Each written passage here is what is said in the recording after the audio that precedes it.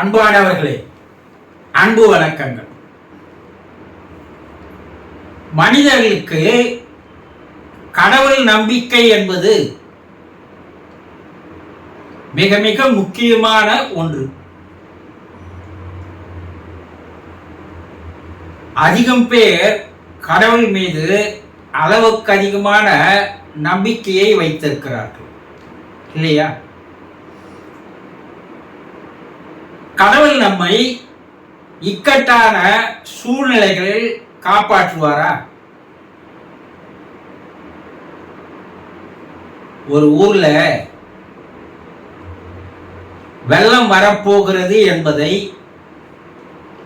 அரசாங்கம் மக்களுக்கு முன்னெச்சரிக்கையாக தெரிவிக்கிறது.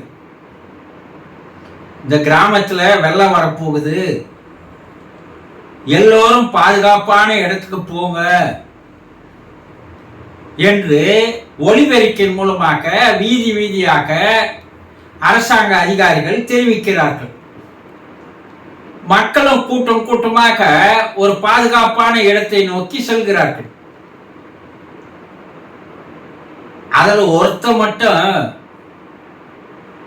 நான் போக மாட்டேன், நான் ஏன் போகணும், கடவுள் என்னை காப்பாற்றுவார், நான் கடவுள் மீது நம்பிக்கை வச்சிருக்கிறேன் சொல்கிறான். அந்த கிராமத்தில் இருந்த மொத்த மக்களும் பாதுகாப்பான இடத்துக்கு போயிட்டாங்க, இவனை தவிர. அரசாங்க அதிகாரிகள் வாகனம் எடுத்து வருகிறார்கள். ஏன்பா வா, வெள்ளம் வர ஆரம்பிச்சிருச்சு, இன்னும் கொஞ்ச நேரத்தில் இந்த கிராமம் முழுவிடும், வா உங்களை காப்பாற்றுறோம் வா என்று அதிகாரிகள் அவன் எதிரில் வாகனத்தை நிறுத்தி அழைக்கிறார்கள். அவங்க கிட்ட என்ன சொல்றான், இல்ல இல்ல கடவுள் என்னை வந்து காப்பாற்றுவார், நீங்க காப்பாற்றணுன்ற அவசியம் எனக்கு இல்லை, நீங்க போங்க, என்னை பத்தி கவலைப்படாதீங்க. ஆனா அதிகாரிகளை கிட்ட சொல்றான். அதிகாரிகள் கூப்பிட்டு கூப்பிட்டு பார்த்து எப்படின்னா போ, ஆனா அவங்க போயிடுறாங்க. வெள்ளமானது மிக மிக வேகமாக வந்து அந்த கிராமத்தில் இருக்கின்ற எல்லா வீடுகளையும் முழுகிற அளவுக்கு வெள்ளம் வந்துடுச்சு. அந்நேரத்துக்கு மறுபடியும் அதிகாரிகள் படகு எடுத்து வராங்க, வெள்ளத்துல படகுல வராங்க. வாப்பா இப்பனா வா, ஏறிக்கோ படகுல, இன்னும் பாதுகாப்பான இடத்துல எடுத்து போய் சேர்த்துறோம் வா வான்னு கூப்பிடுறாங்க. அப்போ அவன் என்ன சொல்றான், இல்ல அதிக கடவுள் என்னை வந்து காப்பாற்றுவார், நீங்க கவலைப்பட வேணாம், நீங்க போங்க அப்படின்னு சொல்லிடுறான். அவர்களை அழைத்து அழைத்து பார்த்து எக்கேடு கட்டுனா போன்னு அவங்க போயிடுறாங்க. இப்போ வீட்டு குடிசை மேல நிக்கிறான், அந்த அளவுக்கு தண்ணி வந்துடுச்சு. ஹெலிகாப்டர்ல வந்து கயிறை போட்டு அவன் பக்கத்துல அந்த கயிறு நிக்கிற மாதிரி செய்து ஏறி வா, காப்பாற்ற வந்திருக்கிறோம் ஏறி வா அப்படின்னு கூப்பிடுறாங்க. அப்போ அவன் என்ன சொல்றான், இல்ல இல்ல என்னை கடவுள் காப்பாற்றுவார், எனக்கு நம்பிக்கை இருக்குது, நீங்க வேணா நீங்க போங்கன்னுறான். கடைசியா அவர்களும் போய் விடுகிறார்கள். வெள்ளம் அளவுக்கு அதிகமாக வந்து இவனுக்கு நீச்சல் வேற தெரியாது. அந்த வெள்ளத்தில் முழுகடிக்கப்பட்டு அவன் இறந்து மேல் உலகம் செல்கிறான். மேல கடவுள் பார்க்கிறார், என்னப்பா நீ கடவுளா, நீ மோசக்காரன், ஏமாற்றுக்காரன், எவ்வளவு பெரிய ஏமாற்றுக்காரன் தெரியுமா நீ, நான் உன்னை எத்தனை முறை அழைச்சேன், என்னை காப்பாத்து காப்பாத்து காப்பாத்துன்னு உன்னையே தானே நான் நம்பி இருந்தேன், கடைசியில என்னை சாவடிச்சிட்டியே, நீ கடவுளா அப்படின்னு கேட்கிறான். கடவுள் என்ன சொல்றாரு, எப்பா நான் 3 முறை உங்ககிட்ட வந்தேன், 4 முறை எச்சரிக்கை பண்ணேன்.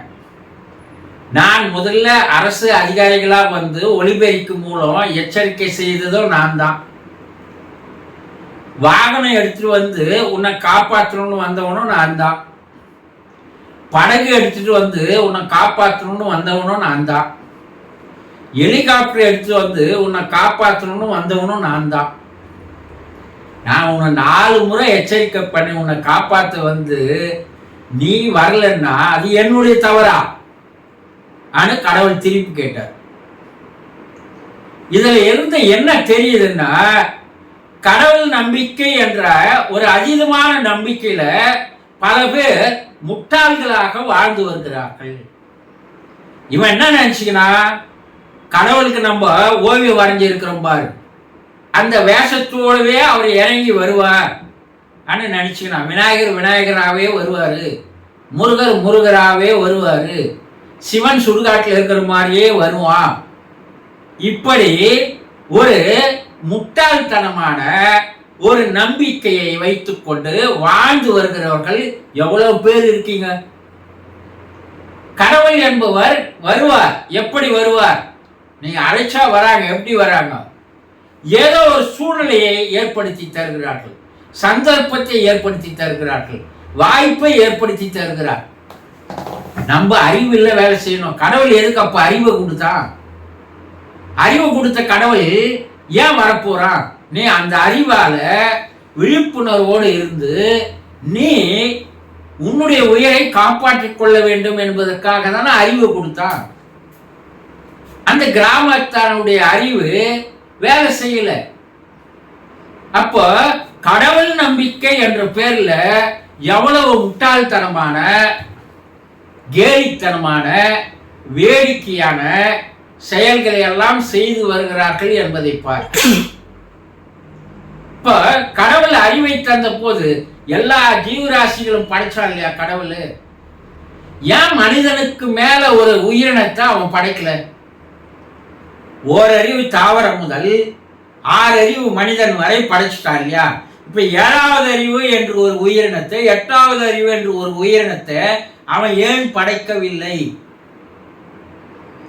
ஏன்னா 6 அறிவு என்ற ஒரு அறிவை மனிதனுக்கு தந்துட்டான்.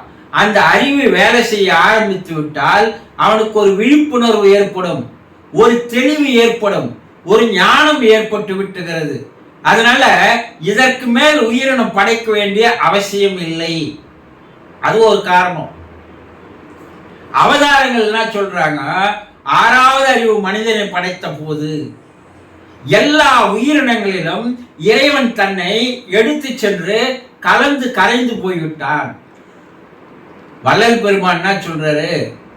இறைவன் அனைத்து மனிதர்களுடைய, அனைத்து ஜீவராசிகளுடைய உடலிலே அவன் வியாபித்து விட்டான்.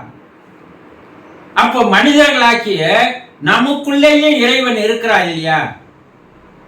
அப்போ இறைவனை நீ எங்கே தேடுவது? உனக்குள்ள தேடணும். அதை விட்டு இறைவன் வருவான்னு உட்கார்ந்து கொண்டு பல பேர் நீங்க பாக்குறீங்க. உங்களுடைய சுற்றி பாருங்க, சோம்பேறித்தனமா இருப்பான். ஏன் இது போல இருக்கிற நீ? இறைவன் என்ன பார்த்துக்குவான்.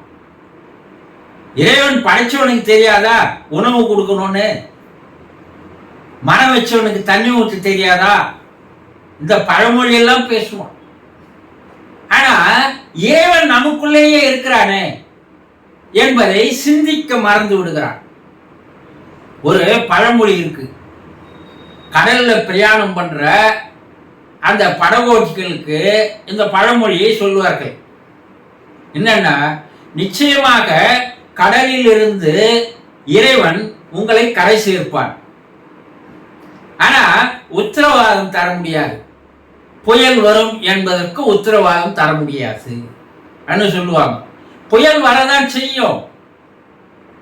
அதை எதிர்த்து போராடி கரை சேர்வதுதான் மனிதனுடைய ஒரு அறிவு விழிப்புணர்வோடு செய்கின்ற செயல். பல பேர் ஏன்பா இப்படி இருக்கிற, கடவுள் என்ன இப்படி படைச்சிட்டானா என்ன பண்றது? எதற்கெடுத்தாலும் கடவுள் மீது பழியை போட்டு வாழ்கின்ற மனிதர்கள் வாழ்க்கையில் முன்னேறவே முடியாது. வாழ்க்கையில் எதையும் சாதிக்க முடியாது, எதையும் வெற்றி பெற முடியாது. இறைவன் அந்த அறிவை தந்தது எதுக்குன்னா அனைத்தையும் தெரிந்து கொள்வதற்காக தான். அதே நேரத்தில் அவனையும் தெரிந்து கொள்வதற்காக தான். நீ இறைவன், ஆண்டவன், தெய்வம், கடவுள்னு சொல்றியே, அது யாருன்னு தெரிஞ்சுக்கிறதுக்கு தான் அவன் உனக்கு அறிவை தந்த. அந்த அறிவை வச்சு நீ அதை தெரிஞ்சுக்கிட்டன்னா என் மேல பழி போட மாட்ட. என்னை வச்சு நீ கேலித்தனமான வேடிக்கையான செயல் எல்லாம் ஈடுபட மாட்ட என்பதற்காக தான் அறிவே ஆண்டவன் என்று நம்முடைய சித்தர் பெருமக்கள் கூறினார்கள்.